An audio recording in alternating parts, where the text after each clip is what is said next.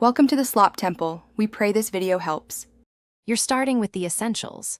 Update the iPhone and the Sentra head unit, then enable Bluetooth and Wi-Fi on your phone. Choose wired or wireless CarPlay and plug in an Apple certified Lightning cable for wired mode. Once done, unlock your iPhone and look for the CarPlay prompt. If it doesn't appear, open Settings General CarPlay to add a new car. Make sure your car is in park and the infotainment screen is awake before proceeding to pairing.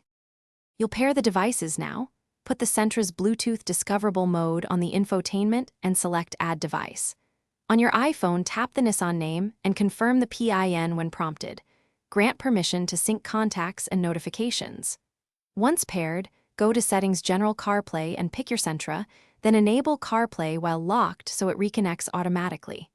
If using wireless CarPlay, select the car on the infotainment's CarPlay or wireless. Finish by checking that Maps, Phone, Music, and other CarPlay apps display and respond on the Sentra screen, and that audio routes through the car speakers.